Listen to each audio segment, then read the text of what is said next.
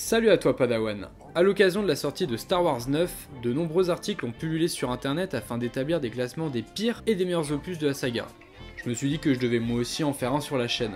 Alors c'est parti pour un classement qui va mettre tout le monde d'accord. Avant de démarrer, je dois dire que je suis un fan de la première heure de cette saga. Quand j'ai découvert la saga pour la toute première fois la semaine dernière, j'ai su que j'étais devant quelque chose de grand. J'ai eu 23 ans il y a 2 jours, et je peux dire en quelque sorte que ça a bercé mon enfance. Ce qui m'a bluffé, c'est avant tout les nombreux effets spéciaux que compte la saga. J'ai aussi été admiratif pour tous les personnages attachants que j'ai pu rencontrer, un vrai bonheur. C'est parti, entrons dans le vif du sujet avec ce classement du pire au meilleur Star Wars, spin-off compris. Tu vas voir, le numéro 3 va t'étonner. Numéro 10, à la dernière place, j'ai choisi l'Empire contre-attaque.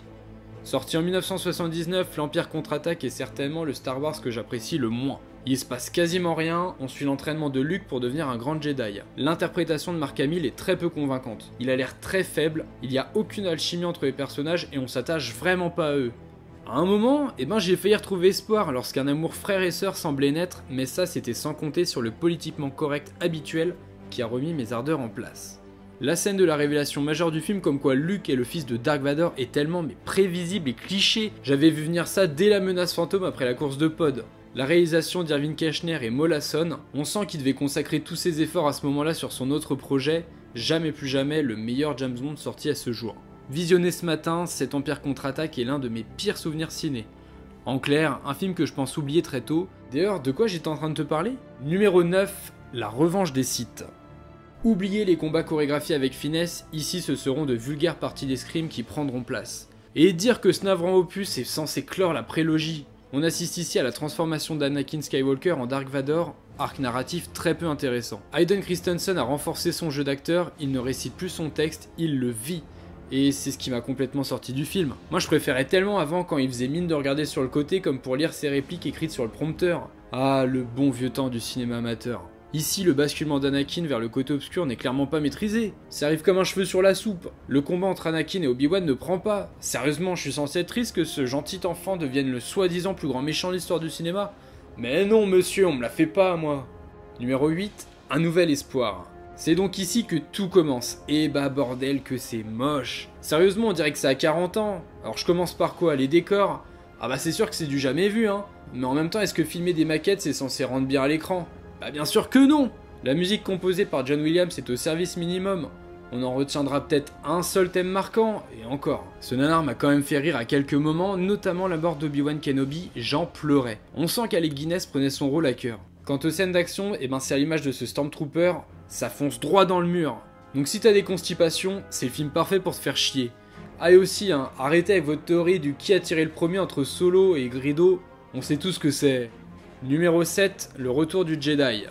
Oh mes petits woks, il est temps de parler de vous maintenant. Ces petites créatures, c'est ce qui fait que ce film n'est pas dernier du classement. Elles sont trop mignonnes. Elles sont plus vraies que nature. Je me suis même demandé si je pouvais en trouver en animalerie, puis je me suis ravisé finalement. En même temps, j'ai déjà Monique à la maison. Le retour du Jedi, ou plutôt le retour du jeudi, pour les personnes n'ayant jamais vu cette purge, c'est l'achèvement de la trilogie originale dans lequel les héros tentent de ramener la paix dans la galaxie. C'est un film qui s'adresse à toi si tu aimes les limaces géantes et les chansons douces. Alors ici, t'attends pas à des effluves d'émotion ou d'engouement, car les personnages n'ont toujours pas évolué. J'avais pourtant de bons espoirs, Han Solo semblait avoir trouvé un petit peu plus de charisme, à croire qu'une petite cryogénisation ça change un homme, mais en fait pas du tout. En même temps, que dire d'un film censé terminer une saga dont les films n'étaient même pas tous sortis à l'écran? Complètement stupide. Numéro 6, les derniers Jedi. Quand on donne pas la réalisation à Yes Man, on peut s'attendre à ce que le bébé possède une identité. Et c'est ce qui s'est passé avec les derniers Jedi. Ryan Johnson a voulu poser son empreinte dans la saga. Mais pourquoi t'as fait ça, Ryan? La saga était tellement mieux quand elle cherchait pas à être intelligente. T'as voulu t'imposer avec tes idées et tes décors inventifs et originaux, mais c'est cette recherche visuelle qui, moi, m'a provoqué un glaucome. Je suis pas habitué à la nouveauté, moi. Fort heureusement, toi aussi tu voulais pas que je m'ennuie, alors tu m'as collé devant une sous-intrigue forte divertissante de recherche d'un personnage inutile à l'histoire pour faire passer le temps. Exactement ce que je voulais voir durant ces 2h30 de film. L'entraînement de Rey est passionnant. Il dure juste le temps nécessaire pour attraper tes dernières nuits blanches. En plus, ça rend l'entraînement qu'a connu Luke tellement ringard et faible. Mais bon, la meilleure scène, elle restera quand même pour moi le moment où tu te moques de Kylo Ren. Bah oui, c'est tellement bien qu'on souille le grand méchant du film, ça le rend tellement badass, j'adore. Numéro 5, le réveil de la force. Le premier opus de cette nouvelle ère était très attendu, sortant 10 ans après la revanche des Sith, une armée de fans s'impatientait à l'idée de retrouver ce riche univers. Ici on est face à une nouvelle bande de personnages, Rey, Poe et Finn. J.J. Abrams, à qui l'on devait les 2 très décevants opus de la nouvelle saga Star Trek, s'attaque ici au réveil de la Force. On a droit à un scénario 100% original. J'avais l'impression de redécouvrir Star Wars sous un jour nouveau. C'est un peu en quelque sorte un film qui réinvente la saga, mais en mieux que ce qu'elle était auparavant. Les personnages ont une alchimie naturelle, c'est simple, les acteurs n'ont pas besoin de forcer leur jeu tellement les interactions paraissent fluides. Alors ici, très peu de fanservice, on est certainement devant l'opus le moins pensé pour vendre des jouets. Oublie R2D2, on découvre BB-8, un droïde bien plus attachant et utile que son confrère. Évidemment, qui dit nouvelle saga dit nouveau méchant. Et il semblait délicat de passer après Dark Vador, et pourtant ce Kylo Ren est un des personnages les plus iconiques, les plus sombres, les plus badass et les plus complexes de toute l'histoire de Star Wars. Il s'approprie vraiment l'écran et son esthétique des plus raffinées en fait le grand méchant que tout fan était en droit d'attendre. Numéro 4, Rogue One. C'est le premier spin-off de la saga dont l'action se déroule entre les événements de la revanche des Sith et un nouvel espoir. Des rebelles doivent voler les plans de l'étoile de la mort, arme absolue de l'Empire. Alors je vais pas être de mauvaise foi, c'est un film où on voit beaucoup de planètes différentes et il y a de nombreuses scènes d'action qui ne m'ont pas dérangé. Il y avait bien assez de scènes de dialogue pour contenter mes attentes. On a aussi le retour du grand Dark Vador pour une scène qui respire la parodie. C'est mal cadré, on voit pas grand chose et en plus le personnage traîne la patte. Si tu voulais voir ce personnage être souillé, et ben c'est désormais chose faite. Ah, et aussi quel plaisir de revoir Carrie Fisher. Je me disais bien qu'elle avait pris cher dans le réveil de la Force un an avant, mais ici un petit lifting et c'est reparti.